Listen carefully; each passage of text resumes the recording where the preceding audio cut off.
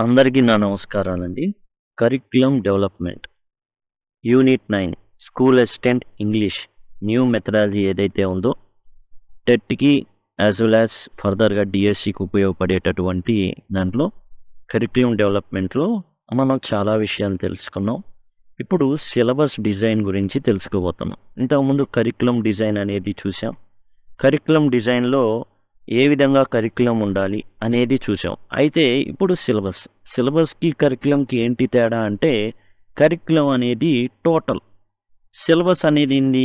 ఒక పార్ట్. ఎట్లా? 7th class English syllabus, 6th class Telugu syllabus. అట్లా ఏంటంటే ఒక్కొక్క దానికి ఒక్కొక్క సబ్జెక్ట్‌కి సిలబస్ అనేది ఉంటుంది. ఇప్పుడు ఆ సిలబస్‌ని ఎలా డిజైన్ చేసుకోవాలి? దానికి సంబంధించి మనం విండోసన్ అండ్ బఫెట్ ఏమన్నారు? తర్వాత ఏ విధంగా సిలబస్ డిజైన్ అనేది ఏవేవి ప్రభావితం చేస్తాయి? అవన్నీ కూడా మనం అయితే ఈ వీడియోలో చూడబోతున్నాం. సిట్యుయేషనల్ సిలబస్ అంటే ఏంటి? ఫంక్షనల్ సిలబస్ అంటే ఏంటి? నోషనల్ సిలబస్ అంటే ఏంటి? అండ్ టైప్స్ ఆఫ్ సిలబసెస్ అవన్నీ కూడా మనం ఈ వీడియోలో అయితే మనం చూడబోతున్నాం. చూడండి, మీకు ఇప్పుడు మీరు చూసిన విధంగానే మీకు కావాలి అనుకుంటే అంటే అన్నీ ఏవైతే మెథడాలజీకి సంబంధించినటువంటి అన్ని అంశాలు గనక మీకు కావాలి అని అనుకుంటే ఫ్రీగానే వీడియోస్ పీసీవీ ఇంగ్లీష్ essay.blogspot.com దీన్ని సెర్చ్ చేస్తారు. సెర్చ్ చేసినప్పుడు ఈ విధంగా మొదట వచ్చిన దాన్ని మీరు క్లిక్ చేయంగానే మీకు ఈ విధంగా వస్తుంది. రీడ్ మోర్ అని ఉంటుంది. క్లిక్ చేస్తారు. చేయంగానే ఈ విధంగా పీసీవీ ఇంగ్లీష్ essay.blogspot.com ఇందులో మొట్టమొదటి ప్లేలిస్ట్ క్లిక్ చేయంగానే మీకు ఈ విధంగా అయితే రావడం జరుగుతుంది. టోటల్ అన్ని వీడియోస్ ఫ్రీనే. కేవలం ఏం చేయాలంటే మీరు విని రాసుకోవడం అనేది చేయండి. లేదు మాకు అంత సమయం లేదు అంటే అండ్ మీరు పీడిఎఫ్ తీసుకోవచ్చు. అవి తొందరగా రాబోతున్నాయి. అట్లానే ప్రాక్టీస్ చేయాలి అనుకుంటే అండ్ మీకు ఎంసీక్యూస్ కూడా త్వరలో అయితే రాబోతున్నాయి. ఆ విషయాన్ని గమనించండి. ఈ బ్లాగ్లో మీరు ఏంటంటే టోటల్గా అన్నీ ఇంతే కాదు, లిటరేచర్కి సంబంధించి కానీ ఇప్పుడు ఇంజిన్ ట్రబుల్ ఉందనుకోండి, ఫుల్ టెక్స్ట్ ఉంటుంది, నోట్స్ ఉంటుంది, ప్రాక్టీస్ 50 క్వశ్చన్స్ ఉంటాయి. ఇవన్నీ కూడా మీకు అందుబాటులో ఉంటాయి. వాట్ మేక్స్ ఇన్ నేషన్ కానివ్వండి, ఆఫ్ స్టడీస్ కానివ్వండి, యానిమల్ ఫామ్ కానివ్వండి, important of being a nation 180 MCQs ఉన్నాయి. అట్లానే రైటింగ్ డిస్కోర్సెస్ కానివ్వండి, ఇవన్నీ కూడా ఉండడం అయితే జరిగిందనమాట. ఇక syllabus design and textbook development process. Syllabus design అనేది ఏంటి? Syllabus design is an operational document that translates the curriculum goals into course content. కరిక్యులమ్కి కొన్ని గోల్స్ ఉంటాయి. ప్రతిదీ కూడా ఉంటుంది. పొలిటికల్ కానివ్వండి, కల్చరల్, సోషియో కల్చరల్, ఇవన్నీ కూడా ఉంటాయి. అవన్నీ కూడా సిలబస్లోకి ట్రాన్స్లేట్ అవుతాయి అన్నమాట. కరిక్యులమ్ గోల్స్ అన్నిటి కూడా. Syllabus design. To design a syllabus is to decide what gets taught in what not. Syllabus design అంటే సింపుల్గా ఏంటంటే ఏం నేర్పించాలి, ఏ ఆర్డర్లో నేర్పించాలి, అది ముఖ్యంగా చోటు చేసుకునేది. ఇక విండోసన్ 1984 అండ్ బ్రమ్ఫిట్ వీళ్ళు ఏం చేశారంటే a syllabus is a practical thing or public statement which is based on concepts of language learning and language use. ఇంగ్లీష్కి సంబంధించి సిలబస్ డిజైన్ గనక మనం చూసుకుంటే ఏంటంటే అది సింపుల్గా లాంగ్వేజ్ కాన్సెప్ట్స్, అట్లానే లాంగ్వేజ్ లెర్నింగ్ నేర్చుకోవడం, అలానే language use, spoken language or written language, అవన్నీ కూడా ఇక్కడ సిలబస్ డిజైన్లో ఉంటాయి, సిలబస్లో ప్రతిబింబిస్తాయి అనేసి విండోసన్ అండ్ బ్రమ్ఫిట్ అయితే చెప్పడం జరిగింది. A syllabus has 5 parts to it. ఈ సిలబస్ రూపొందించాలనుకోండి ఒక 5 భాగాలు అనేవి ఉంటాయి. ఏంటది? We need to understand each part well and also see how they are related to each other. ఈ 5 ఏంటంటే ముఖ్యమైన అంశాలు సిలబస్కి. ఈ 5 కూడా ఏంటంటే మనం అర్థం చేసుకోవాల్సి ఉంటుంది. ఏంటంటే ఈ 5 కూడా కలగలిసి ఉంటాయి, ఒకదానికొకటి రిలేట్ అయి ఉంటాయి అనేసి మనం అయితే అర్థం చేసుకోవాల్సిన అవసరం అయితే ఉంది. Learner description and needs. ఎప్పుడైనా కానీ సిలబస్ డిజైన్ చేస్తున్నాము అంటే పిల్లవాడికి ఏం అవసరం దాన్ని బట్టే సిలబస్ డిజైన్ చేయాలి. వాడికి మనం ఏదైతే అనుకుంటున్నామో వాడి భవిష్యత్తు ఇలా ఉండాలి అని అనుకుంటూ ఉంటే దానికి ఏం చేయాలి మనం? ఆ నీడ్స్ని మనం ఏం చేయాలంటే సిలబస్లో పొందుపరచాల్సి ఉంటుంది. Formulation of objectives. ఇప్పుడు నీడ్స్ ఓకే. ఇప్పుడు మనం ఏం చేయాలంటే లక్ష్యాలేంటి, దానికి సరిపడ్డ లక్ష్యాలు ఏవైతే ఉన్నాయో వాటిని ఫార్ములేట్ చేయాలి. ఇప్పుడు సపోజ్ మనం ఒక అకాడమిక్ స్టాండర్డ్స్ ఉన్నాయి, 7 అకాడమిక్ స్టాండర్డ్స్ ఏవైతే ఉన్నాయో అవి రూపొందించాం ఇంగ్లీష్కి సంబంధించి. Listening, speaking, reading, writing, grammar, vocabulary, creative expressions కానీ డిస్కోర్సెస్ ఏవైతే ఉన్నాయో వాటికి అవి ఉన్నాయి, అవి objectives. And deciding on course content, prose ఎంత ఉండాలి, పోయట్రీ ఏంటి, సప్లిమెంటరీ రీడర్ ఏంటి అవి. తర్వాత ఒక గుడ్ టెక్స్ట్ బుక్ అయితే టీచింగ్ స్ట్రాటజీస్ కూడా కలిగి ఉండాలి. అంటే ఎలా చెప్పాలి, టీచర్ ఈ పాఠాన్ని నోట్ టు ద టీచర్ అని ఉంటుంది సిబిఎస్ఈ బుక్స్లో. దాన్ని బట్టి ఏంటంటే నోట్ టు ద టీచర్లో ఎలా పాఠాన్ని బోధించాలి, ఏవేవి ఇందులో వాడచ్చు, ఎలా చెప్పొచ్చు అనే అంశాలు కూడా నోట్ టు ద టీచర్ అనేది మనం సిబిఎస్ఈ బుక్లో గమనించవచ్చు. Evaluating the course and learners అంటే ఏంటంటే ఇవాల్యుయేషన్ ఏవైతే ఉన్నాయో చివరిలో మనం చూసినట్లయితే టెక్స్ట్ బుక్లో మీరు ఇప్పుడు మెథడాలజీ టెక్స్ట్ బుక్ చూడండి, అన్నిటి తర్వాత ఇవాల్యుయేషన్ అని ఉంటాయి, కొన్ని ప్రశ్నలు అనేవి ఉంటాయి విద్యార్థికి. ఈ విధంగా కోర్స్ని ఇవాల్యుయేట్ చేయడానికి అలానే లెర్నర్స్ని ఇవాల్యుయేట్ చేసుకోవడానికి వాళ్ళకి అవకాశం అనేది ఇవ్వాలి. ఇక లెర్నర్ డిస్క్రిప్షన్ అండ్ నీడ్స్కి వచ్చేస్తే పిల్లవాడి యొక్క అవసరతలు ఏంటి, దాన్ని బట్టి మనం కోర్సుని డిజైన్ చేసుకుంటాం. సిలబస్ డిజైన్ అనేది ఉంటుంది కదా. ఎలా అంటే లెర్నర్ నీడ్స్ అంటే ఏంటి, ఏజ్ ఆఫ్ ద లెర్నర్, విద్యార్థి యొక్క వయసుని మనం పరిగణలోకి తీసుకోవాలి. వాడి సోషియలాజికల్ బ్యాక్గ్రౌండ్ని పరిగణలోకి తీసుకోవాలి, ఎకనామిక్ బ్యాక్గ్రౌండ్ని పరిగణలోకి తీసుకోవాలి, ఎడ్యుకేషనల్ బ్యాక్గ్రౌండ్ని పరిగణలోకి తీసుకోవాలి. ఎవరిది, పిల్లవాడి యొక్క ఇంట్లో ఉన్నటువంటి మెంబర్స్, ముఖ్యంగా తల్లిదండ్రులది.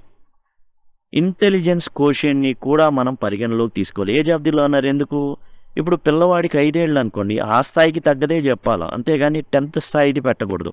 సోషియలాజికల్ బ్యాక్గ్రౌండ్ ఎందుకని, పిల్లవాడు ఎక్కడ ఉంటున్నాడు. ఇప్పుడు పల్లెటూరులో ఉంటే వాడికి పొలాల గురించి ఒక అవగాహన ఉంటుంది. అదే సిటీలో పుట్టి పెరిగిన వాడికి పొలాలంటే తెలియదు, వరి ఎలా పండిద్దో తెలియదు, యాక్చువల్ తెలియదు. సినిమాల్లోనే పచ్చగా చూస్తూ ఉంటాడు, పచ్చడి పొలాలంట, ఇది పొలం అంటారంట. అసలు 3-4 తరాల ముందు లేదా 2-3 తరాల ముందు సిటీకి వచ్చేసిన వాళ్ళు అసలు పల్లెటూరుకి వెళ్ళరు, ఎందుకంటే ఎవరు ఉండరు, అందరు సిటీలోనే ఉంటారు.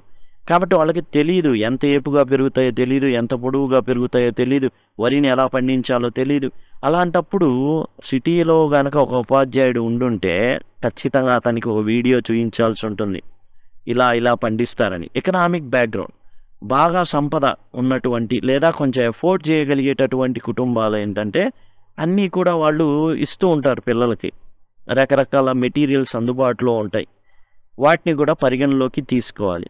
అండ్ ఎడ్యుకేషనల్ బ్యాక్గ్రౌండ్ వచ్చేసి ఏంటంటే పిల్లవాడి యొక్క తల్లిదండ్రులు చదువుకున్న వాళ్ళు అనుకోండి, వాళ్ళ ఇంట్లో పుస్తకాలు ఉంటాయి, వాళ్ళ తల్లిదండ్రులు ఏదో ఒక పుస్తకం చదువుతుంటారు, న్యూస్ పేపర్ చదువుతూ ఉంటారు. దాంతో పిల్లవాడు కూడా ఏంటంటే he will be interested in reading. కానీ పల్లెటూరులో సింగిల్ పేరెంట్ ఉండి లేదా పేరెంట్స్ లేనటువంటి పిల్లలు, ఆర్థికంగా స్తోమత లేని పిల్లలు, చదువుకోవడం అనేది తెలియని పేరెంట్స్ ఉన్నటువంటి పిల్లలు వీటిని యాక్సెస్ చేయలేరు. దాంతో వాళ్ళకి మనం ఇంకా ఎక్కువ అందించాల్సి ఉంటుంది. అందుకనే సిలబస్ డిజైన్ చేసేటప్పుడు, కరికులం డిజైన్ చేసేటప్పుడు అందరినీ బేరీజ్ వేసుకొని అన్నీ కూడా సమపాళలో ఉండేటట్టు చూసుకోవాలి.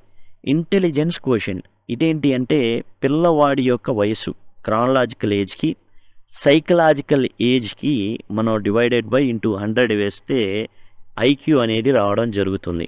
ఇది ఎందుకంటే కొంతమంది పిల్లలు శారీరకంగా తక్కువ వయసులో ఉన్నప్పటికీ కూడా మానసికంగా చాలా చాలా హై స్టేజ్లో ఉంటారు. కారణం వాతావరణం, చుట్టూ ఉండే వాతావరణం, దాన్ని బట్టి ఐక్యూ అనేది పెరుగుతుంది. ఇప్పుడు టీచర్ పర్సెప్షన్ ఆఫ్ లెర్నర్ నీడ్స్ని అర్థం చేసుకోవాలంటే టీచర్ పిల్లవాడికి ఇది కావాలి అనుకుంటారు, అవి అలానే పిల్లవాడు కూడా నాకు ఇది కావాలి అనుకుంటాడు, అవి రెండింటిని మనం పరిగణలోకి తీసుకోవాలి సిలబస్ డిజైన్ చేసేటప్పుడు. In determining the learner needs we also take into account the course objectives and the objectives as stated in curriculum. This is called target situation analysis. పిల్లవాడికి ఎలాంటిది నేర్పించాలి అనేది మన టార్గెట్. టీచర్గా మన టార్గెట్. అట్లానే ఇన్స్టిట్యూషన్స్ ఏవైతే గవర్నమెంట్ ఇన్స్టిట్యూషన్స్ కరికులం ఏదైతే ప్రొవైడ్ చేస్తారో వాళ్ళు ఏదైతే కరికులం ఫ్రేమ్వర్క్ చేస్తారో వాళ్ళు ఒక టార్గెట్ పెట్టుకుంటారు. అది టార్గెట్ సిచ్యువేషన్ అనాలిసిస్ అంటారు దాన్ని. తర్వాత పిల్లవాడు ఉన్న ప్రస్తుత పరిస్థితిని ప్రజెంట్ సిచ్యువేషన్ అనాలిసిస్ అంటారు. అంటే పిల్లవాడు ప్రస్తుత స్థాయి ప్రజెంట్ సిచ్యువేషన్ అనాలిసిస్ అయితే పిల్లవాడి లక్ష్యం, పిల్లవాడు ఇలా ఎదగాలి, ఒక ఎవరెస్ట్ అంత ఎత్తు ఎదగాలి, అది టార్గెట్ సిచ్యువేషన్ అనాలిసిస్. ఈ రెండిటికి మధ్య భేదమే లెర్నర్ నీడ్స్ అనమాట. Difference between TSA and PSA అంటే టార్గెట్ సిచ్యువేషన్ నీడ్కి ప్రజెంట్ సిచ్యువేషన్ నీడ్ ఏదైతే అనాలిసిస్ ఉందో, target situation analysis present situation analysis ఏదైతే ఉందో వాటి మధ్య భేదమే పిల్లవాడికి కావాల్సినటువంటి అవసరతలు, నేర్చుకోవాల్సిన learner needs, objectives and decide on course contents. ఆ రెండింటిని ఎప్పుడైతే మనం టార్గెట్ అంటే లక్ష్యం, పిల్లవాడు చేరుకోవాల్సిన లక్ష్యం, పిల్లవాడు ఉన్న పరిస్థితి. ఇప్పుడు పిల్లవాడు సపోజ్ 10 కిలోమీటర్ల దూరం వెళ్ళాలి, ప్రజెంట్ 0 కిలోమీటర్ దగ్గర ఉన్నాడు, 10 కిలోమీటర్లు వెళ్ళాలి అంటే మధ్య వ్యత్యాసం ఎంత ఉంది? 10 కిలోమీటర్లు ఉంది. ఈ 10 కిలోమీటర్లు అతను నడవాలి, లేదా పరిగెత్తాలి, లేదా పాకాలి. దానికి పిల్లవాడికి అందించాల్సినటువంటి స్టామినా కానివ్వండి, టైం కానివ్వండి, everything will be provided in the curriculum. ఇప్పుడు objectives. Richard Dacey defines objectives as describing learning outcomes.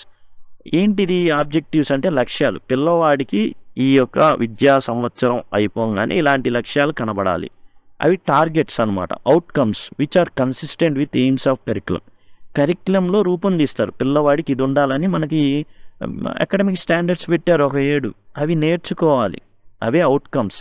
They are generally stated in form of behavioural and cognitive objectives. పిల్లవాడి యొక్క బిహేవియర్తో మనం డీల్ చేస్తున్నామండి. Change in behaviour is education according to behaviourist. ప్రవర్తనవాదుల ప్రకారం ప్రవర్తనలో మార్పే అభ్యసనం. Behavioural as well as cognitive, మెదడు ఎదగడం. Behavior objective refers to skills and learners should develop, while cognitive statements are learners to think and solve problems. Behavior objectives ఏంటంటే పిల్లవాడు తనకు తాను మార్చుకోవాల్సింది. 2 ఉంటాయండి మన ఎడ్యుకేషన్లో. ఏ టార్గెట్ అయినా ఇవ్వండి, ఏదైనా చేయండి, ఆబ్జెక్టివ్లో బిహేవియరల్ ఆబ్జెక్టివ్స్ ఒకటైతే కాగ్నిటివ్ ఆబ్జెక్టివ్స్ ఒకటి. కాగ్నిటివ్ ఆబ్జెక్టివ్స్ ఏంటంటే పిల్లవాడు తనంతట తానుగా ఆలోచించి సాల్వ్ చేసుకోవాలి. కాగ్నిటివ్. బిహేవియర్ పిల్లవాడు తనకు తాను మార్చుకోవాల్సింది. ఓకే, అది ఈ 2 ఉంటాయి పిల్లవాడిలో కనుక. ఆబ్జెక్టివ్స్ని అచీవ్ చేయాలంటే బిహేవియరల్ ఆబ్జెక్టివ్స్ తనకు తానుగా మోల్డ్ చేసుకోవాలి. రెండవది కాగ్నిటివ్ స్టేట్మెంట్స్ లేదా కాగ్నిటివ్ ఆబ్జెక్టివ్స్ ఏంటంటే పిల్లవాడు తెలివిగా మారతాడనమాట.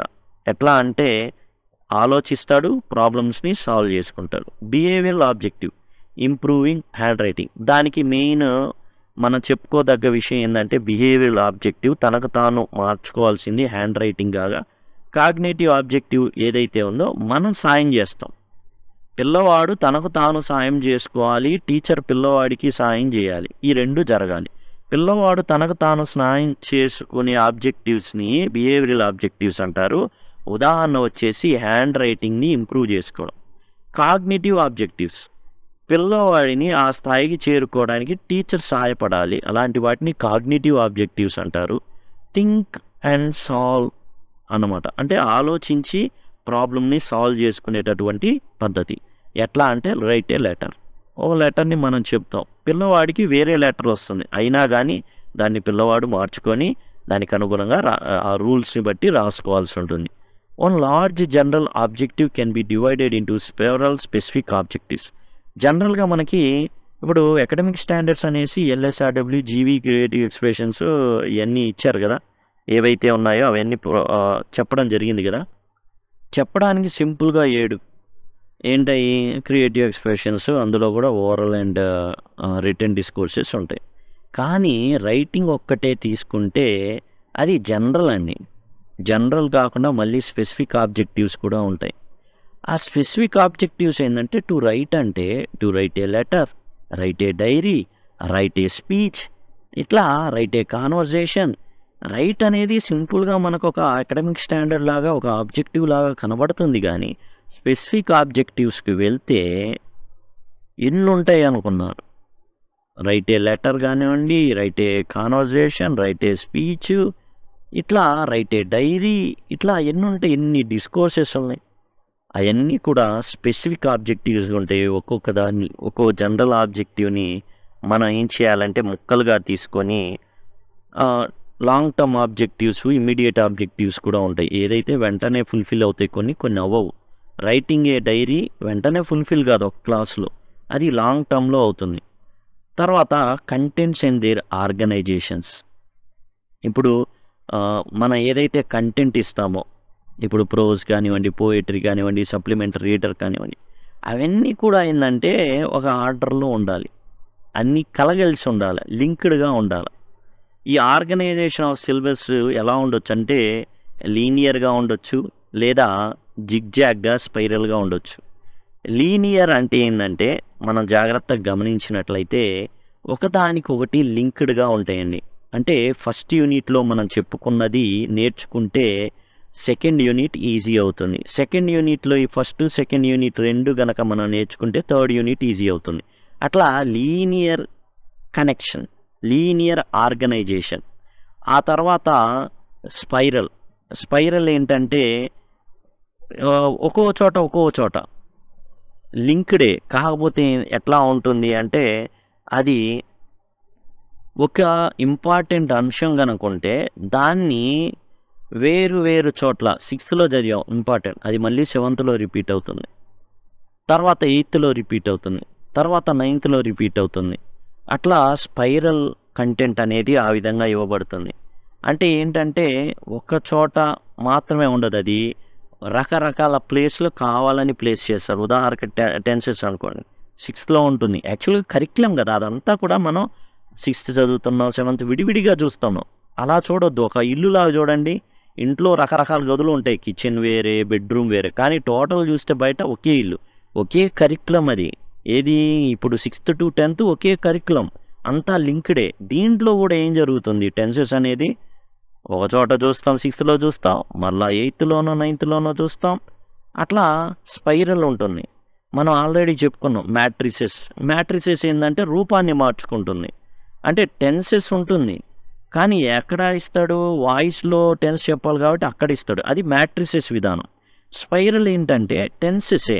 ఇప్పుడు స్వాతంత్ర సంగ్రామం 6th ఉంటుంది, 7th ఉంటుంది, 8th ఉంటుంది, 9th ఉంటుంది. అట్లా స్పైరల్ అనమాట.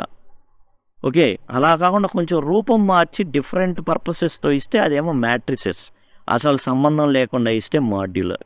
కాబట్టి ఈ విధంగా కంటెంట్ని మనం చేయొచ్చు. అయితే ఈ సిలబస్ డిఫరెంట్ టైప్స్ ఉంటాయి. ఇప్పుడు కంటెంట్లో ఇంగ్లీష్కి సంబంధించి CLT ఉంది, కమ్యూనికేటివ్ లాంగ్వేజ్ టీచింగ్.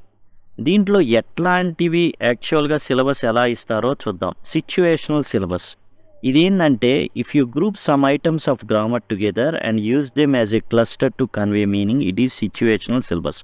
సింపుల్గా ఏంటంటే రకరకాల సందర్భాల్లో వాడేటటువంటి కాన్వర్జేషన్స్ అక్కడ ఏదైతే వాడతారో అవన్నీ కూడా కలిపి విత్ గ్రామర్ అండ్ మీనింగ్, ఏదైతే SOS సిచ్యువేషనల్ ఓరల్స్ ఉంది కదా, స్ట్రక్చరల్ ఓరల్ సిచ్యువేషనల్ అప్రోచ్, దాని ద్వారా తీయబడినటువంటి సిలబస్ అనమాట.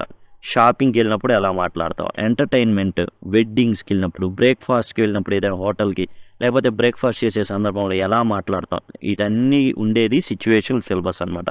Grammar and lessons are in the form of dialogues and conversation. మనం ముందుగానే చెప్పుకున్నాం, ఇవన్నీ కూడా డైలాగ్ ఫార్మాట్లోనో కాన్వర్జేషన్ ఫార్మాట్లోనో ఉంటాయి. షాపింగ్కి వెళ్ళాం, షాప్ కీపరు అండ్ బయ్యర్ వీళ్ళిద్దరు మాట్లాడుకునే సంభాషణ. సినిమా హాల్కి వెళ్ళాం, టికెట్ ఎవరైతే అమ్ముతారో అతని దగ్గరికి వెళ్ళి మనం కొనడం ఎలా. వెడ్డింగ్స్, వివాహాలు వెళ్ళినప్పుడు ఎలా పలకరించాలి, ఇవన్నీ కూడా. బ్రేక్ఫాస్ట్ చేసేటప్పుడు మన ఇంట్లో ఎలా మాట్లాడాలి, idli, do we have idli, do you view something, ఇట్లా ఏంటంటే ఇడ్లీ ఉందా, పెసరట్టు ఉందా, ఇట్లా అడిగేటటువంటి ఇవన్నీ సిచ్యువేషన్ సిలబస్. అలాగా ఉన్న ఫంక్షనల్ సిలబస్. ఈ ఫంక్షనల్ సిలబస్ అంటే ఏంటంటే లాంగ్వేజ్ ఫంక్షన్స్ కొన్ని ఉంటాయి. లాంగ్వేజ్ ఫంక్షన్స్ ఏంటి, లాంగ్వేజ్ ఫంక్షన్స్ మనం చూసుకున్నట్లయితే డైరెక్షన్స్ ఇవ్వడం, ఇంట్రడ్యూస్ చేసుకోవడం, ఒకళ్ళనొకళ్ళు ఇంట్రడ్యూస్ చేసుకోవడం, apologising, making request, buying, selling, giving instructions, ఇవన్నీ కూడా లాంగ్వేజ్ ఫంక్షన్సే. అంటే దారి చూపించడం, మనల్ని మనం ఇతరులకు పరిచయం చేసుకోవడం, క్షమాపణలు చెప్పడం, కృతజ్ఞతలు తెలుపుకోవడం, రిక్వెస్ట్ చేసుకోవడం, అమ్మడం, కొనడం, ఇన్స్ట్రక్షన్స్ ఇవ్వడం. ఇన్స్ట్రక్షన్స్ అంటే టీ తయారు చేసే పద్ధతి, లేకపోతే ఏదైనా పలావ్ తయారు చేసే పద్ధతి, ఇవన్నీ నేర్పిస్తూ ఉన్నాం ఇళ్లలో ఉండి జనరల్గా. ఇవన్నీ language functions. If a syllabus organizes a few items of grammar which are helpful in performing a language function. ఇప్పుడు మనం చెప్పుకున్న లాంగ్వేజ్ ఫంక్షన్స్ అన్నిటికీ చెప్పుకోవడానికి ఇవన్నీ కూడా మనం కమ్యూనికేట్ చేయడానికి గ్రామర్ని గనక ఇస్తే అలాంటి గ్రామర్ని ఫంక్షనల్ సిలబస్ అంటాం. అంటే ఏంటి? లాంగ్వేజ్ ఫంక్షన్స్ ఇవన్నీ మనల్ని మనం ఇంట్రడ్యూస్ చేయడానికి ఎలాంటి పదాలు వాడతాం. సపోజ్ ఇప్పుడు రిక్వెస్ట్ చేయాలి, may I, subject plus May plus V1 అనే ఫార్మాట్ని నేర్పిస్తారు. నేర్పించి ఇందులో కొన్ని ఇస్తారనమాట. మే అనేది కేవలం రిక్వెస్ట్ చేయడానికే కాదు, ప్రాబబిలిటీని తెలియచేయడానికి కూడా. ఇట్ మే రెయిన్, వర్షం పడవచ్చు, అట్లా అనమాట. అట్లా నేర్పిస్తే అది ఫంక్షనల్ సిలబస్ అవుతుంది. ఆ తర్వాత నోషనల్ సిలబస్.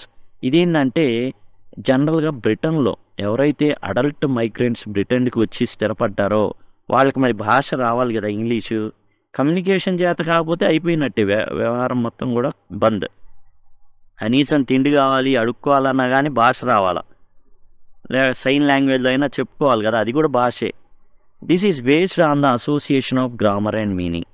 వ్యాకరణం మరియు అర్థం దానికి సంబంధించి ఏంటంటే గ్రామర్ చెప్తారు, మీనింగ్ చెప్తారు. ఇందులో ఈ నోషనల్ సిలబస్లో హ్యావ్ బిట్వీన్ దెమ్ అంటే ఈ రెండింటికి మధ్యలో ఉంటుంది. The categories are called semantico grammatical categories అంటారు. ఏవైతే వీళ్ళు నేర్పిస్తారో సెమాంటిక్స్, వర్డ్ ఆర్డర్ కరెక్ట్గా ఖచ్చితంగా ఉండేటటువంటి గ్రామర్ గ్రామటికల్ సెంటెన్సెస్ని నేర్పిస్తారు.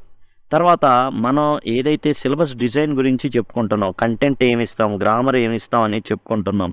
ప్రోజు, పోయిట్రీ, సప్లిమెంటరీ ఎలా ఇస్తాం, అందులో functional syllabus, notional syllabus, structure. తర్వాత వచ్చేసి మనం సిచ్యువేషనల్ ఏదైతే ఉందో situation syllabus, functional syllabus and notional syllabus అనేవి కంటెంట్ కింద లేదా గ్రామర్, వొకాబులరీ వాటిలో ఇవి పెడతాం అని చెప్పుకుంటున్నాం సిలబస్ డిజైన్లో. అండ్ బుక్ ఏదైతే మనం సిలబస్ ఇస్తామో, టెక్స్ట్ సిలబస్ దేంట్లో ఉంటుంది, గాలిలో ఉంటుందా, బుక్లోనేగా. అది టీచింగ్ స్ట్రాటజీస్ని కూడా చెప్పగలగాలి. A good syllabus should mention teaching strategies to. ఈ పాఠం చెప్పడానికి ఈ టీచింగ్ స్ట్రాటజీ చాలా బాగుంటుంది. తర్వాత ఇవాల్యుయేషన్, సిలబస్ డిజైన్ చెప్పుకుంటున్నాం పూర్తిగా మనం. Evaluation is an essential process of all teaching learning situation. మనం సిలబస్ ఇస్తున్నాము అంటే చివరిలో ఇవాల్యుయేషన్ కూడా ఇవ్వాలి. ప్రతి పాఠం తర్వాత మనకున్న ప్రశ్నలు ఏవైతే ఉన్నాయో అవి ఇవాల్యుయేషన్. మీరు కనుక మెథడాలజీ బుక్ కనుక చూసినట్లయితే అక్కడ ఇవాల్యుయేషన్ అని చెప్పేసి క్వశ్చన్స్ అయితే ఇవ్వడం జరుగుతుంది. ఇవాల్యుయేషన్ అని ఇస్తారనమాట. కాబట్టి ఇవాల్యుయేషన్ కూడా చాలా చాలా ఇంపార్టెంట్. నెక్స్ట్ వీడియోలో మనం టైప్స్ ఆఫ్ సిలబసెస్ గురించి మనం చర్చిద్దాం. Grammatical syllabus, lexical syllabus, skills syllabus, functional, notional syllabus, content syllabus, task based syllabus, అలానే టైప్స్ ఆఫ్ సిలబస్ ఎలా డిజైన్ చేయాలి, ఇవన్నీ కూడా నెక్స్ట్ వీడియోలో మనం ఈ కరిక్యులం డెవలప్మెంట్లో చూద్దాం. మీకు గనక దీనికి సంబంధించిన PDF అవసరం అనుకుంటేనే మీరు ఇక్కడ పర్చేస్ చేయొచ్చు, రాబోతుంది త్వరలోనే. అట్లానే వీడియో చూసి చక్కగా రాసుకోవచ్చు. మీరు అర్థం కాని విషయాలు లేకపోతే కష్టంగా అనే విషయాలు నోట్స్ రాసుకోండి. అండ్ ఇవన్నీ కూడా మీకు ఫ్రీగా మీకు ఇక్కడ అవైలబుల్గా ఉన్నాయి. Thank you, thanks a lot.